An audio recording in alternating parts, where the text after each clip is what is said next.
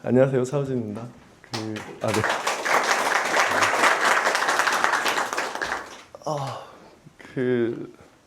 네, 저는 아까 소개해 주신 대로 엔터문화연구소라는 이름으로 뉴스레터를 계속 발행하고 있고요. 약간 테마는 내일의 엔터테인먼트 산업은 어떻게 될 거냐에 대한 질문을 가지고 이것저것을 해보고 생각해보고 있습니다. 저 약간 앉아서 하는 줄 알았거든요. 그래서 약간 손이 네, 아닙니다. 앉아도 좋을 것 같아요. 네, 이거 슬라이드 넘기는 건 그냥 제가 말하면 되나요? 네. 알겠습니다. 네. 약간 오늘 제가 준비한 주제가 AI의 발전과 음악 산업이고 약간 부제로 잡은 게 우리는 AI와 싸워야 할까요? 라는 제목인데 정말 개인적인 경험으로도 사실은 AI에 대해서 뭐 한 재작년부터 워낙 또 음악계에서는 뭐 좀 중요한 이슈들이 많이 벌어졌었어요. 근데 실래요? 네. 고맙습니다. 그래서 개인적으로도 이제 계속 뭐 이것저것 리서치하고 공부하고 하면서 좀 보고 있었는데 그래도 혼자 내심했던 생각은 아직까지는 제도가 어떤 이런 급속한 변화들을 적극적으로 반영하기 어려울 거다. 왜냐하면 이것 좀 약간 전제를 까는 게 있는데 한국의 문제만이 아니라 그냥 글로벌리 문제잖아요. 그러면 음악 산업은 사람들이 이제 그런 생각을 좀 가끔 하세요. 음악 산업이라고 부르는 거의 기준 혹은 뭐 언제부터 시작되었나요? 라고 얘기를 하는데 제가 강의 같은 거 할 때마다 약간 예시로 드는 얘기가 음악 산업이 발생한 거는 한 18세기 말 정도예요. 그러니까 본격적으로 이제 뭔가 산업화되고 한 건 이제 19세기 말 20세기 초반 약간 요때였고 그 전에 처음으로 이제 이런 음악이 산업화됐다라는 얘기를 할 때는 17세기를 잡기도 하고 보통 그보다 좀 더 가면 한 16세기까지도 잡거든요. 약간 그거의 근거는 어쨌든 구텐베르그 인쇄혁명 아시죠? 네. 그래서 인쇄술이 발달하면서 음악이라는 어떤 형태가 악보의 형태로 물리적인 어떤 기록물로 저장이 되면서 그때부터 이제 시작이 된 건데 그렇게 보기 때문에 사실은 음악 산업의 어떤 레거시라는 거는 영화 산업이 한 110년, 120년 정도 됐어요. 영화 산업보다 훨씬 더 오래됐거든요. 그러니까 이 레거시가 AI 같은 게 나온다고 해서 갑자기 흔들리면서 막 엄청 적극적으로 따라가지 않을 거다. 레거시의 저항이 엄청 크기 때문에 여러 가지 좀 어떤 조정이 있을 거다. 시간이 좀 생각보다 길 수도 있다. 라고 생각했던 게 작년 말이었는데 최근 3개월 동안 생각이 약간 바뀌고 있습니다. 어떻게 될지 모르겠다. 그리고 여러 가지 이슈들이 있고 가장 최근에 나온 이슈는 여기 장표에 쓴 건 아닌데 한 이틀 전, 3일 전에 미국의 저작권청의 청장이 해임됐어요. 트럼프 아저씨가 바로 잘랐어요. 자르고, 그러니까 법원 행정명령을 자기가 이제 백악관에서 그냥 하고 그 다음날부로 그 권한이 박탈됐거든요. 그래서 해임됐는데 이분이 저작권청장이 여성분인데 이분이 그 다음날 아침 9시에 바로 보도자를 뿌려가지고 트럼프를 다시 행정 고소를 했어요.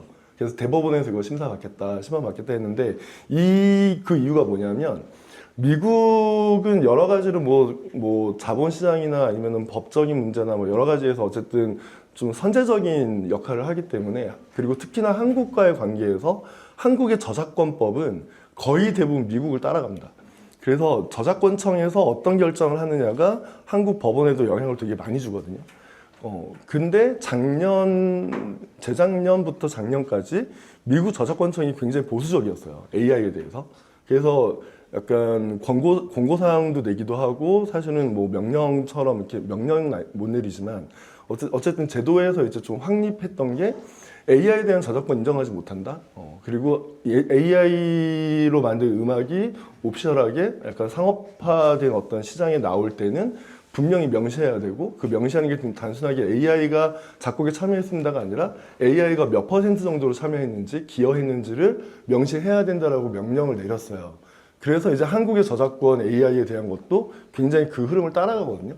근데 트럼프 입장에서는 AI 저작권을 없앤 게 그 아저씨의 약간 목표예요. 그러니까 그 옆에 이제 일론 머스크도 있고 하니까 그래서 그걸로 충돌이 좀 있었는데 약간 뭐 좀 시급한 것들을 먼저 치고 갑자기 아닌 밤중에 홍두깨처럼 저작권 청장을 자르고 그 다음에 이제 우리는 미국은 제도적으로 AI에 대한 저작권을 뭐 다 풀겠다라는 시그널을 보낸 거죠. 그래서 이제 그런 게 진짜 한 3, 4일 전에 일어난 일이고 약간 개인적으로 좀 여러 가지 좀 민감하게 보고 있는데 어쨌든 약간 그런 상황에서 이런 주제로 얘기하려니까 좀 마음이 복잡하긴 합니다. 그래서 일단 좀 제너럴한 얘기를 하긴 할 텐데요. 우리는 AI와 싸워야 할까요? 뭐 이렇게 보통 제목에 이렇게 물음표를 지으면 답은 아니다인 거잖아요. 그래서 싸울 필요는 없다라는 게 결론부터 말씀드리면 그런데 첫 장으로 이제 먼저 넘어가 볼게요.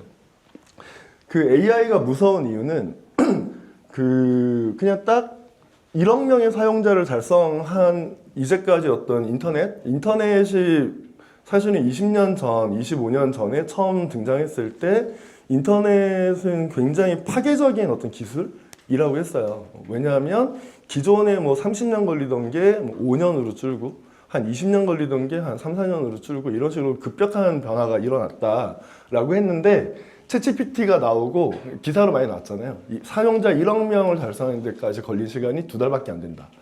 역사상 가장 빠른 숫자로 빠른 속도로 1억 명의 어떤 사용자를 달성했다라는 거예요. 비교로 좀 잡아놓은 게 그 틱톡 같은 경우는 10개월이 걸렸고, 그러니까 점점 이렇게 더 줄긴 했어요. 구글 자체가 아니라 구글 번역기가 1억 명을 달성하는데 걸린 시간이 한 72개월 정도 됩니다. 그러면 한 3년이 넘는 거죠.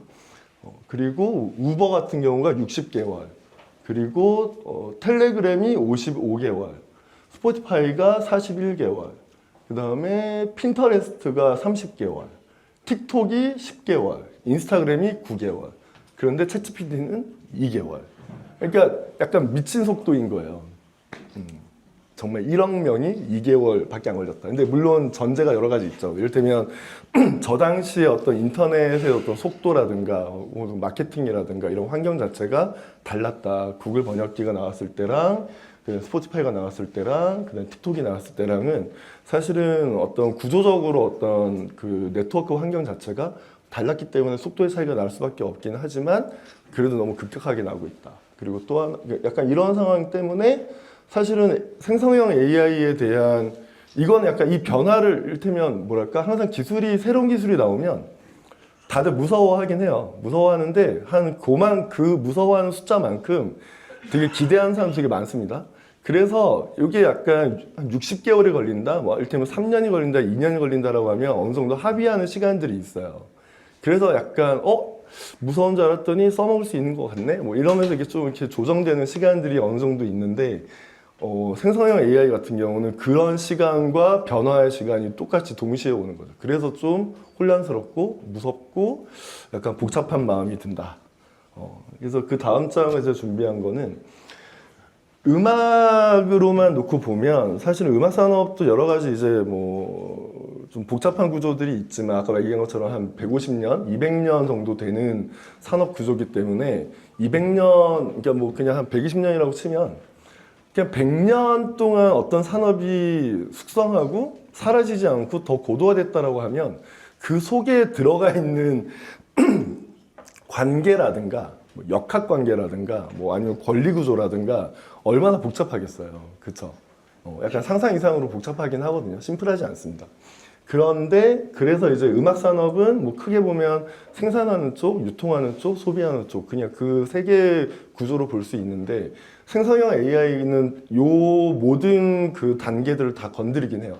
건드리지만 그러니까 좀 보편적인 입장에서는 약간 제작하는 쪽, 생산하는 쪽에 훨씬 더 많은 영향을 줄 거다라고 보고 있죠. 그래서 AI가 음악 제작 방식을 좀 어떻게 변화시킬까라고 좀 정리를 해봤는데 크게 보면 네 가지입니다. 일단 그 AI에 대해서 제작하는 입장에서는 한 4가지의 태도를 가지는 것 같아요. 하나는 그럼에도 불구하고 인간이 만드는 게 짱이다.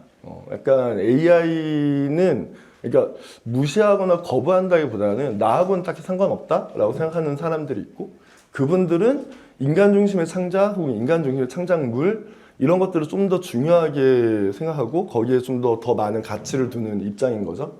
그리고 조금 타협해서 AI를 좀 보조적인 도구로 쓸 수 있다. 그래서 내가 바빠 죽겠고 여러 가지로 또 뭘까 뭐 자본이 많이 드는 그런 구조에서 좀 많이 힘들어하고 있는데 그러면은 어떤 것들은 대체할 수 있거나 혹은 보완할 수 있기 때문에 AI를 좀 보조적인 역할로 쓰겠다라고 하는 입장이 있고 약간 적극적으로 AI를 생성형 AI를 제작에 적극적으로 쓰는 그래서 한 절반 이상 AI로 쓰고 이제 그런 분들은 SNS에 엄청 열광적으로 쓰시죠. 내가 해봤더니 음악 만드는데 뭐 아니면 뭐 하는데 뭐 예전에 내가 뭐 하나 트랙 하나 만드는데 아니면은 리프 하나 만드는데 얼마의 시간이 걸렸다면 AI를 써보니 이 시간이 어떻게 단축됐다.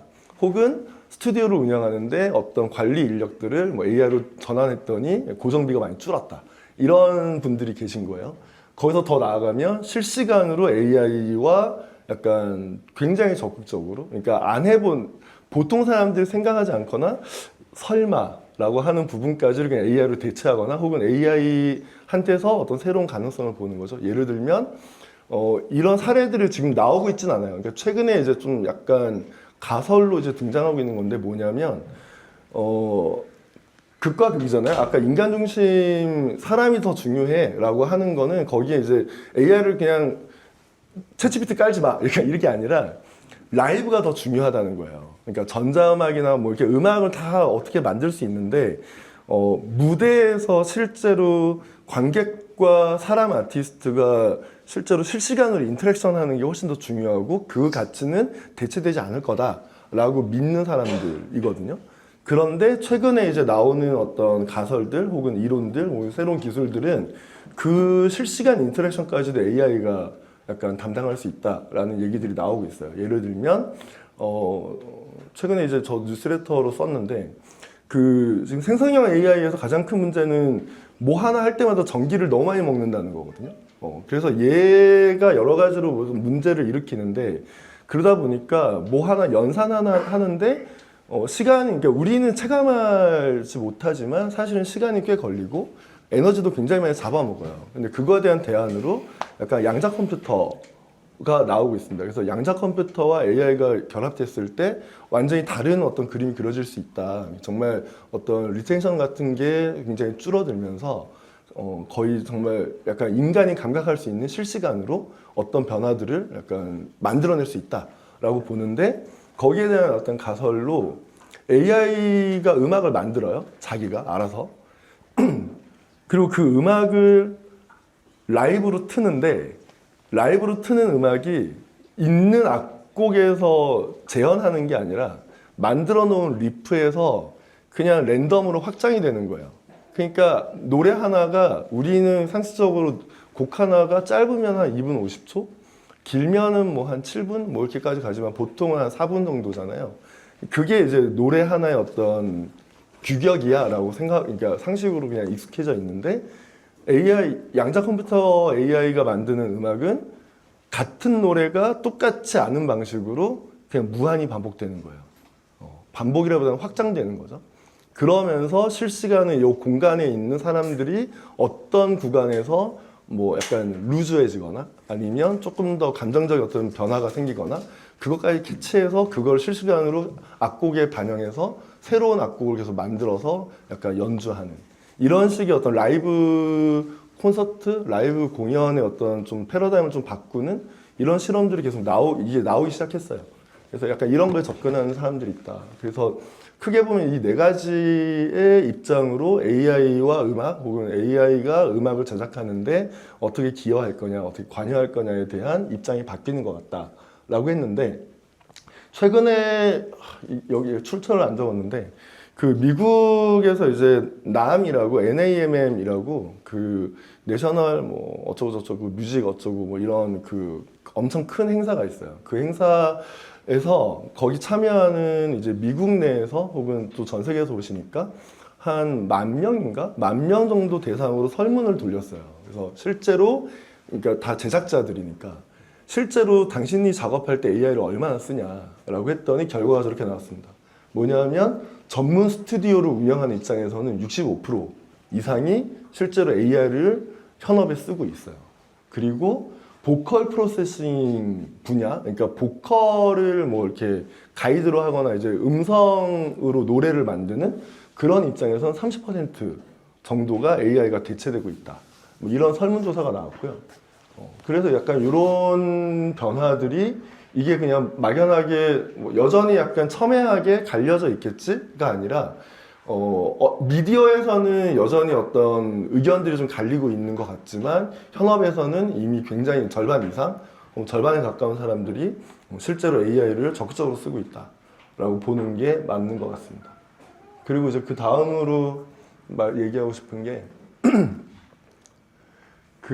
그렇다면 이제 유통이나 소비 단에서는 어떤 변화가 일어날까라고 하면 아까 얘기했던 것처럼 저도 이제 약간 제 개인적으로도 좀 컨설팅을 하는 뭐 스타트업들이 있어요. 근데 재밌는 건 이제 음악 스타트업이 아니라 다 테크 스타트업들이고 AI 가지고 이제 음악을 서비스하는 그런 스타트업들이 한 몇 군데로 이제 컨설팅을 하고 있는데 비즈니스 모델 짜고 뭐 여러 가지 것들 얘기하고 있는데 그 중에 가장 오래된 회사가 있어요. 한 3년 반 정도 제가 봐주고 있는 회사가 있는데 그 친구들은 처음에는 이제 생성형 AI 서비스, 음악 서비스였거든요. 그래서 약간 일반인들이 쉽게 음악을 만들 수 있는 이런 서비스를 만들겠다.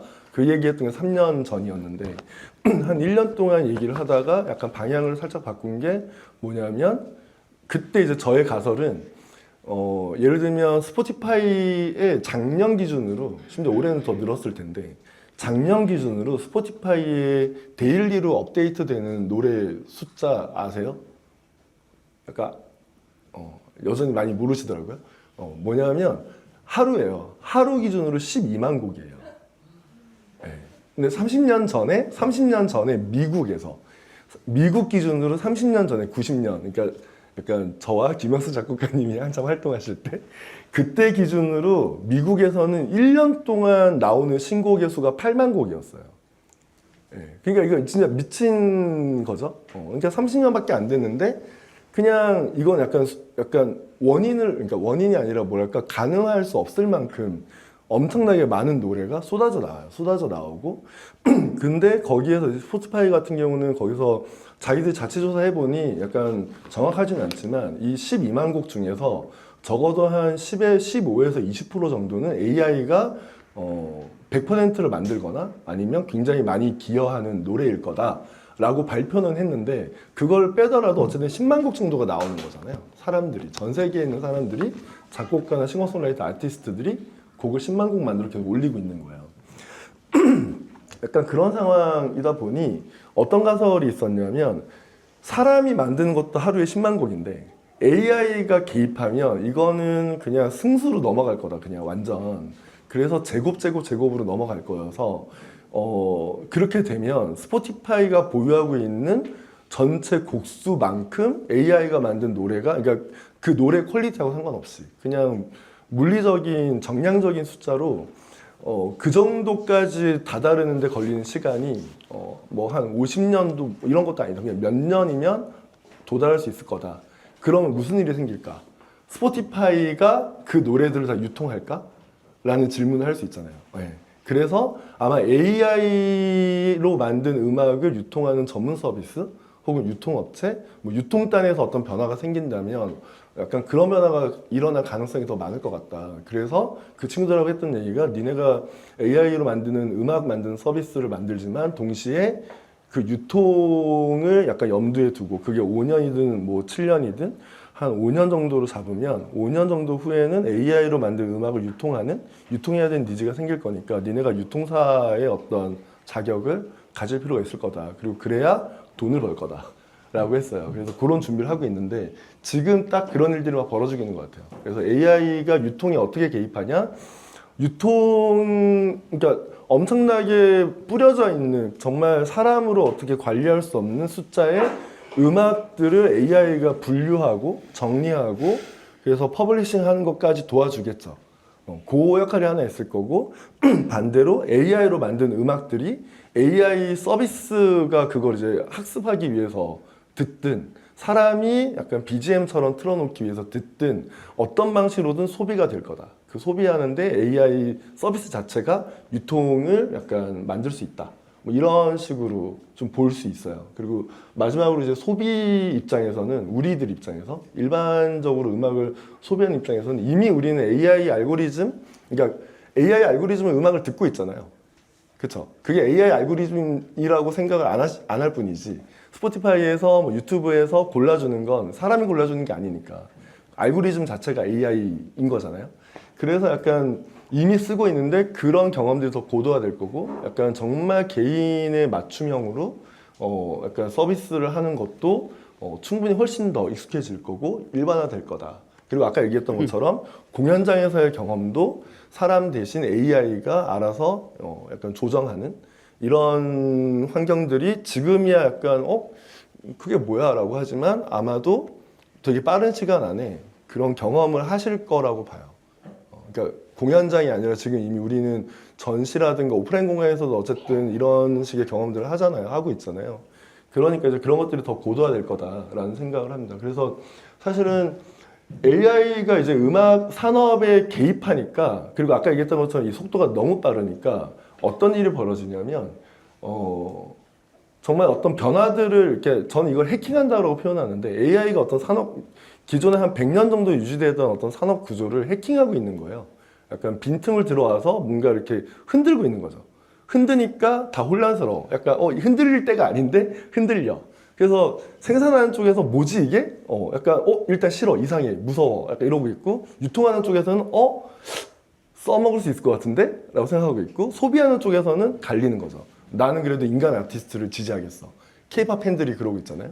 그래서 아티스트는 인간이야. 약간 이렇게 가고 혹은 아니야 소비하는 쪽에서 좀 더 편해지지 않을까? 더 수월해지지 않을까? 혹은 좀 더 뭘까 직관적으로 가격이 더 싸지지 않을까? 구독료라든가 내가 음악을 소비하는 비용 자체가 줄지 않을까? 라는 기대가 있는 거죠. 그래서 사실 이렇게 고정된 구조에서 뭔가 새로운 변화가 생기면 항상 다 같은 편인 줄 알았던 사람들이 이해관계가 적나라하게 드러납니다.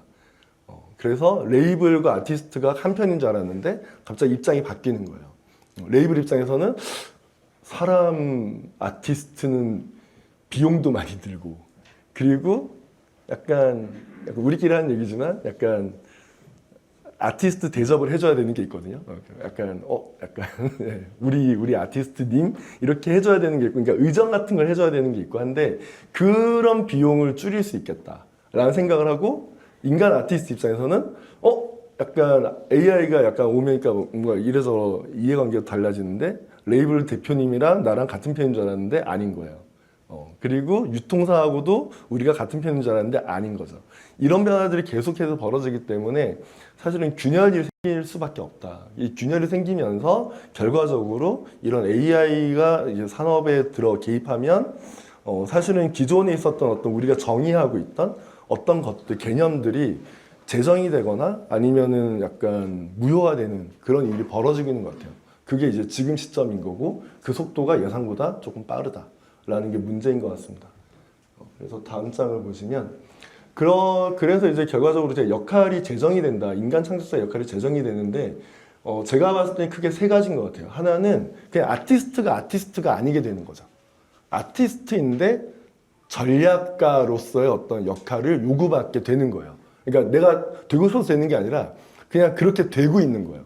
이렇게 흘러가는 거죠. 우리 인생이 흘러가듯이 여기 계신 분 다 그렇잖아요. 내가 이 일을 하려고 했던 게 아닌데 15살 기준으로 생각해보면 내 꿈이 이게 아닌데 이런 일을 하고 계신 거잖아요. 저도 그렇거든요. 제가 왜 이 일을 하게 됐을까 생각해보면 요즘에 약간 센치해져가지고 그런 생각 많이 하고 있습니다. 이러려고 이랬던 게 아닌데? 이런 생각을 많이 하죠. 어쨌든 아티스트가 전략가의 역할을 불안해서. 네. 네네.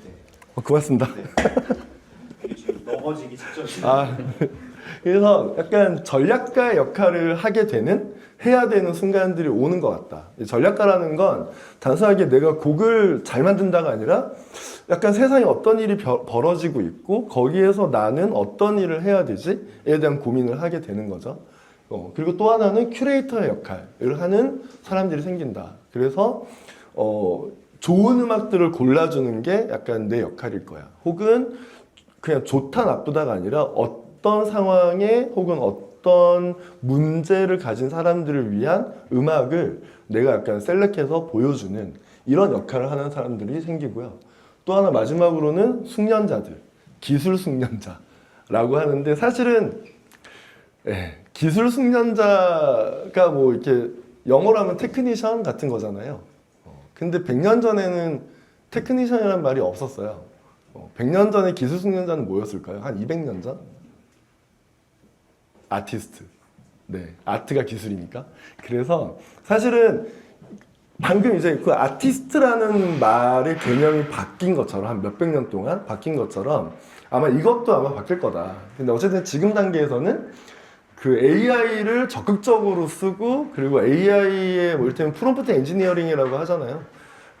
그 프롬프트를 되게 잘 쓰거나 혹은 여러 개의 AI를 조합해서 어떤 자기한테 맞춤형으로 뭔가를 이제 시스템을 구축할 수 있는 이런 능력을 가진 사람들이 음악 업계에서 생길 거다. 그래서 이렇게 크게 세 개를 보고 있어요. 이거는 아마 음악 뮤지션이 아니라 일반 우리들한테도 똑같이 해당되는 얘기긴 합니다. 약간 각자 이렇게 손을 얹고 나는 저 중에서 어느 쪽으로 가고 싶은지 혹은 갈 수 있는지를 한번 생각해 보시면 약간 지금 현재 이제 AI를 보고 있는 뮤지션들 혹은 작곡가들의 어떤 감각이라는 거를 좀 상상하실 수 있을 것 같아요. 그래서 근데 이제 이 세 개를 하나 모으면 제가 이제 마지막에 이렇게 정리해 놓은 글은 AI 시대의 창작자에게 가장 필요한 건 그래서 전략적인 리더십이다라고 생각하고 있어요. 왜 리더십이냐면 리더십이라는 건 그런 것 같거든요. 그 뭐 팀장이 되고 뭐 대표가 되고 이런 게 아니라 사실 의사결정을 잘하는 거잖아요. 그래서 어떤 여러 가지 선택지 중에서 하나를 결정할 수 있는 게 사실 리더십이라고 봐요. 그리고 그 하나를 결정하면 혹은 그 결정을 위해서 어떤 조건들을 맞춰야 되는지를 또 생각할 수 있고 그게 이제 사람이 있는 뭐 회사를 운영하는 입장이라면 그게 팀장인데 내 밑에 6명이 있어, 뭐 100명이 있어 이러면 내가 어떤 의사결정을 하고 그거를 100명 혹은 5명한테 설득하는 게 리더잖아요. 우리가 일로 가기로 했어. 왜냐하면 이런 이유 때문에. 그래서 설득해서 같이 끌고 가는 게 리더잖아요. 약간 그랬는데 뮤지션이나 아티스트한테는 리더십이 그렇게 필요 없다라고 생각을 했어요. 그러니까 관습적으로. 왜냐하면 아티스트는 자기 맘대로 하는 사람들이거나 혹은 약간 외로운 늑대 같은 거여서 그냥 맨날 새벽에 작업하고 수박 가가지고 약간 맥북 펴놓고 맨날 혼자 작업하거나 아니면 협업하는데 커뮤니케이션 잘 못하거나 다 그런 경우 한 번씩 있으실 것 같습니다. 근데 앞으로 AI 그러니까 어떤 식으로든 정보의 양 자체가 많아지기 때문에 거기에서 결정을 해야 되는 순간들은 이제 너무 개인 단위로까지 막 내려오는 거죠. 내려왔을 때 아티스트 입장에서도 AI를 쓸까 말까부터 어떤 결정을 의사결정을 할 거냐 그리고 그 의사결정을 한 거에 대해서 어떤 식으로 책임지고 끌고 갈 거냐 라는 게 너무 중요해질 거다. 그래서 저는 앞으로는 리더십이 너무 중요해질 거라고 보고 조금 더 한 뎁스 더 들어가면 아마 여기 오신 분들도 어떨지 모르겠는데 인디펜던트 혹은 인디 뮤지션이라는 말 약간 많이 하잖아요. 그거에 대한 개념 정의 같은 거를 약간 해보신 적이 있으세요? 인디 뮤지션은 어떤 뮤지션일까? 보통 10cm는 인디고 뉴진스는 인디가 아니고 그쵸? 르세라핌 인디가 아니고 BTS 인디 아니고 근데 약간 옥상달빛은 인디고 뭐 그런 게 있잖아요. 잔나비 인디. 네. 그래서 약간 이러다 보니까 인디 뮤지션 혹은 인디펜던트 아티스트라고 하면은 약간 자기 거를 하려는 사람이라고 정의가 되거나 아니면 좀 더 세속적으로는 돈을 많이 못 버는 사람으로 약간 정의가 되거나 아니면 회사가 없는 사람 이런 식으로 되잖아요. 근데 제가 내리는 인디펜던트의 정의는 그러니까 원래 그냥 사전적 정의인데 인디펜던트 아티스트는 그러니까 인디펜던트잖아요. 인디펜던트 아티스트의 정의, 그러니까 원래의 정의는 경제적으로 의존하지 않는 아티스트예요. 그러니까 영국에서 이제 70년대부터 이제 그런 개념이 나왔는데 그냥 그 경제적으로 뭔가 어딘가에 의존하지 않는다. 그러니까 어딘가라는 건 약간 자본 혹은 대기업이니까.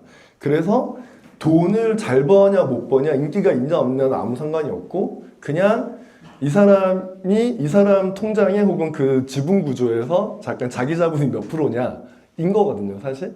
그래서 옥상 달빛은 인디가 맞죠. 왜냐하면 자기 자본이 거의 다일 거거든요. 약간 돈을 버는 구조에서. 그리고 뭐 더 넓히면 K-팝도 인디 레이블이긴 해요. 왜냐하면 대체로 뭐 그러니까 물론 SM이나 이런 건 좀 아니게 됐지만 뭐 하이브 같은 경우는 이제 방시혁 의장 지분이 어쨌든 제일 많잖아요. 그러니까 그냥 인디 레이블인 거죠. 돈 엄청 잘 버는 인디 레이블입니다. 미국 입장에서. 약간 그리고 미국에서는 약간 좀 관습적이긴 한데 메이저 레이블의 지분, 그러니까 자본 투자가 30%를 안 넘으면 그냥 다 인디 레이블이라고 봐요. 그래서 약간 그런 개념으로 봤을 때 인디펜던트한 아티스트들이 사실은 얘기했던 것처럼 의사결정권을 자기가 가지는 거기 때문에 리더십이 더 중요해질 거다. 바꿔 말하면 앞으로의 어떤 약간 창작 생태계에는 인디펜던트하게 활동하는 아티스트들이 정말 기하급수적으로 늘 거고 그들이 이런 테크라든가 뭐 여러 가지 어떤 제반의 어떤 환경, 산업 환경이 좋아지면 유리해지면서 그들의 어떤 목소리라든가 그들의 어떤 활동 반경이 훨씬 더 넓어질 거다라고 보고는 있어요. 물론 당장은 아니지만 점진적으로 그렇게 갈 거다라고 보고 있고요. 그 다음 장은 그래서 이제 아까 얘기했던 것처럼 같은 편인 줄 알았는데 약간 다른 편이었네? 라고 하는 일들이 벌어지고 있는 겁니다. 그래서 AI가 실제로 이해관계자들한테 미치는 영향은 프로듀서 작곡가한테는 매우 좋은 긍정적인 어떤 시그널을 주고 있어요. 왜냐하면 내가 혼자 앉아서 뭔가 만들 때 생산성 자체를 약간 높여주기 때문에 AI를 뭐 100% 쓰든 뭐 20%만 쓰든 약간 비서로 쓰든 혹은 작사만 맡기든 어쨌든 생산하는 쪽, 작곡이나 작사, 프로듀싱하는 입장에서는 조금 더 유리할 수 있다. 세션 엔지니어, 세션 뮤지션이나 엔지니어링 하는 분들은 굉장히 위협적이다. 그리고 뭐 레이블이나 퍼블리셔는 약간 중립적이지만 아까 얘기했던 것처럼 AI가 어떤 것들은 좀 어떤 문제들은 쉽게 해결해주고 어떤 문제는 해결해주지 않기 때문에 여전히 인간 플러스 AI의 어떤 구조를 고민하게 되고 약간 스트리밍 서비스, 그러니까 이거는 서비스 업자잖아요. 그러니까 약간 리테일이나 혹은 뭐 이런 가게에서 약간 편집샵처럼 그냥 등 늘어놓고 파는 입장인데 그런 입장에서는 AI가 여전히 중립적이다. AI를 적극적으로 도입하면 약간 저기 있던 어떤 여러 아티스트들 혹은 레이블 이해관계가 이제 있는 직접적인 사람들이 반발할 가능성이 높고요.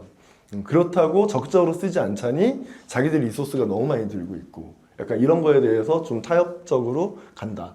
아까 얘기했던 것처럼 그리고 방금 얘기한 것처럼 독립 아티스트들, 인디펜던트 아티스트들한테는 오히려 굉장히 좋은 시그널, 좋은 상황이 벌어질 수 있다.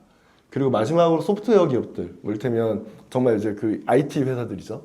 IT 회사들은 중립적인데 이런 AI 같은 기술이 좀 고도화되면서 IT 회사들이 좀 다른 생각을 하게 되는 것 같아요. 예전에는 우린 서비스 만들어가지고 돈을 버는 거야. 그래서 이런 챗GPT나 뭐 이런 인스타그램처럼 사용자들을 1억 명을 모아가지고 그들한테 광고를 팔거나 뭐 여러 가지 것들 해서 BM을 약간 원래 있던 BM을 붙이면 되는 거라고 생각을 했는데 이런 새로운 기술들이 막 들어오잖아요. 그러면서 어떤 생각을 하냐면 우리도 이런 창작 베이스의 컨텐츠 베이스에 뭔가를 붙이면 그걸 가지고 내가 원래 하던 서비스 사업에다 붙이면 시너지가 확 날 것 같은데?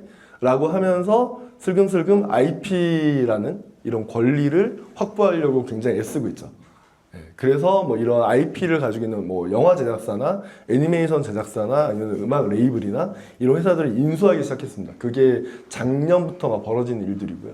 그래서 IT 회사들이 좀 적극적으로 이런 문화 엔터판에 들어오고 있다. 약간 이런 변화가 생기고 있는 것 같아요. 그래서 다음 장으로 보면 그래서 이제 그러면 어쨌든 생태계라는 걸 기준으로 봤을 때 산업이 아니라 생태계를 기준으로 봤을 때 다 같이 좀 최대한 많은 사람들이 좀 만족하고 좀 모자란 사람은 도태시키지 말고 좀 끌어오고 해서 좀 다 같이 좀 잘 먹고 잘 살자라고 하는 게 사실 공리주의의 핵심인데 민주주의의 핵심이고 그랬을 때 그럼 어떻게 해야 되냐라고 하면 여러 가지 이슈들이 있죠. 그래서 뭐 약간 가치적으로 기술과 인간의 어떤 가치 밸런싱을 좀 유지하는 그런 고민을 해보자. 이거는 철학적인 문제예요. 그러니까 제도가 아니라 철학과 인식의 문제여서 이거는 그냥 토론하고 얘기하고 서로 좀 약간 납득도 해보고 이렇게 하는 시간을 좀 가져보자라는 게 있고요. 그 다음에 그 끝에는 법과 제도를 좀 정리하자. 그래서 아까 처음에 말씀드린 것처럼 약간 저작권 법이라는 거를 어떻게 이제 할 거냐. 그게 지난 한 100년, 한 200년 가까이 되게 고정화되면서 굉장히 고도화된 제도인데 여기에 약간 인간이 아닌 존재가 만드는 어떤 창작물, 결과물을 창작물이라고 볼 수 있을까? 거기서 시작을 하는 거잖아요. 약간 그런 것까지 한번 좀 고민을 해보자. 그거 정리가 안 되면 AI를 가지고 돈을 벌고 싶은 사람도 애매해지고 AI 서비스를 만든 사람도 애매해지고 AI 서비스 내가 돈을 내서 내가 다운로드 받았는데 이걸로 수익화를 못하는 사람들도 애매해지는 거예요. 모두가 다 애매해지고 있으니 좀 정리를 하자. 그리고 조금 더 문화적으로는 약간 팬과 청중, 그러니까 이걸 쓰는 사람들이 이런 AI가 만든 어떤 산업 생태계에 어떤 식으로 좀 참여할 수 있냐. 그리고 그들이 참여했을 때 어떤 가치들이 또 더 많이 늘어날 텐데 그 늘어나는 가치에 대한 평가는 어떻게 할 수 있냐. 막을 거냐, 약간 풀어줄 거냐, 풀어준다면 어디까지 풀 수 있냐. 뭐 이거를 예전에는 다 IP 홀더들한테 넘겨놨는데 약간 그 코드 같은 경우도 사실 그 문제 때문에 생긴 거거든요. 인터넷 때문에 이 문제가 저작권이라는 게 굉장히 이슈가 되고 약간 특히나 제 기억에도 그 크리에이티브 커먼즈가 한국에서 이제 도입됐던 시기가 한 2005년쯤이었던 것 같아요. 근데 2005년이면 한국에 처음으로 블로그라는 서비스가 시작됐을 때였어요. 블로그가 확산되면서 다들 내가 내 블로그에 쓴 게 내 저작물이잖아요. 근데 그거를 보호받지 못한다. 왜냐하면 남들이 그거 긁어다가 내 블로그에 올리니까. 약간 거기서부터 좀 많이 사회적 이슈가 좀 공감대가 생겼던 거여서 약간 마찬가지로 음악도 뭐 마찬가지의 문제를 갖고 있다. 그래서 새로운 관점이 필요하다라는 게 사실은 뻔한 얘기지만 약간 맥락적으로는 이렇게 가는 게 맞다라고 보고 있고요. 그래서 마지막으로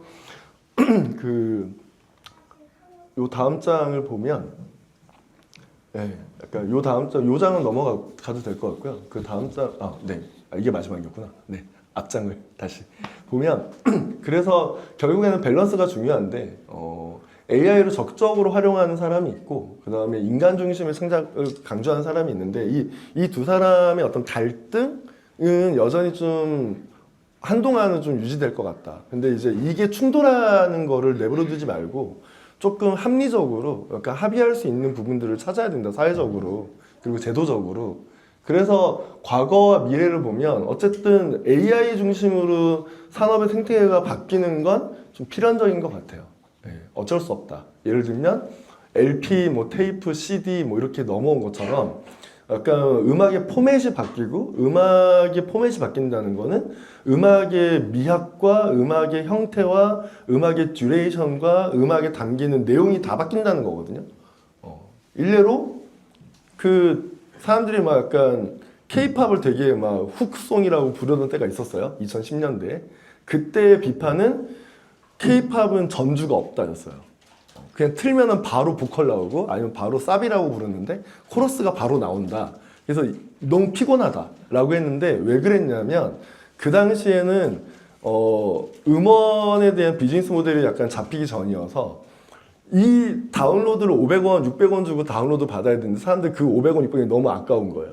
그래서 미리 듣기를 해줬죠. 30초 미리 듣기. 그래서 30초를 미리 들어야 되니까 전주를 깔면 무슨 노래인지 모르잖아요. 그래서 30초에 그냥 쇼부를 봐야 되는 거예요. 그래서 30초에 제일 이 노래에서 핫한 부분을 앞으로 끌어냈다. 그래서 이제 했는데 그게 뭐 K-팝만 그랬냐? 아닌 거죠. 모두가 다 그랬고 더 뒤로 돌리면 CD 시절에 CD가 처음 나왔을 때 기억하세요? CD는 타이틀곡이라는 게 별로 없었어요. 예전 LP나 카세트는 타이틀곡이 있었어요. 앨범의 타이틀곡. 그게 뭐였냐면 보통 LP와 카세트 시절에는 타이틀곡이 보통 A면 1번 곡이었습니다. 혹은 B면 1번 곡.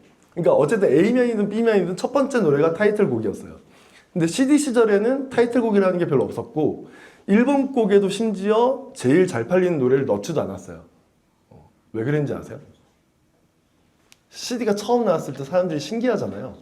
왜냐하면 생각해보세요. LP나 카세트를 들으려면 중간에 내가 3번 곡을 듣고 싶다고 3번으로 바로 못 넘어가요. 그러니까 그냥 넣어놓고 그냥 주구장창 듣고 있는 거예요. 내가 사실은 5번 곡 때문에 이 앨범을 샀는데 5번 곡을 듣기 위해서 1, 2, 3, 4를 견디고 있는 거예요. 사실은.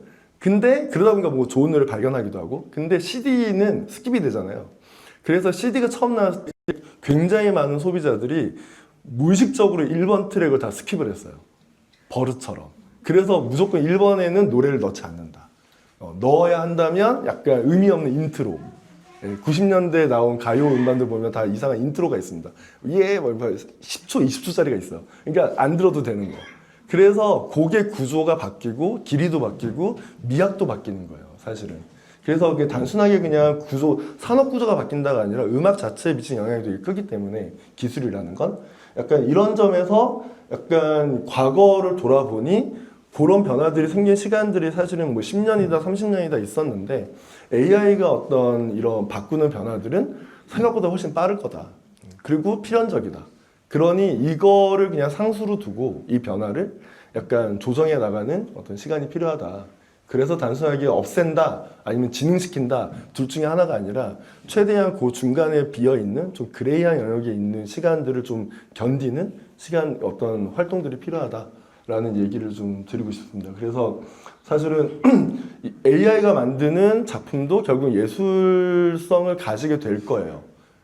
지금 우리는 모르겠지만 결국엔 가지게 될 거고 왜냐하면 그쵸 뭐 우리가 지금 보고 있는 뭐 이를테면 일러스트 같은 거 전 일러스트 그림 이런 거 되게 좋아하는데 일러스트는 예술성을 평가받은 지 얼마 안 됐어요. 10년도 안 됐어요. 일러스트레이터 작가들은 작가가 아니었잖아요. 그냥 약간 용역업자지. 그래서 잡지사나 어디서 용역을 주면 그 그림을 그려주는 사람이었고 아티스트는 물감으로 그림 그리는 사람들이었잖아요. 근데 지금은 디지털 아트, 미디어 아트 혹은 일러스트 이런 것도 예술적인 가치를 인정받고 있으니까 그러면 AI도 당연히 그렇게 될 거다. 약간 거기에 대해서 조금 좀 진지하게 좀 다른 관점으로 생각을 해야 된다라는 게 저의 생각이었습니다. 네, 고맙습니다.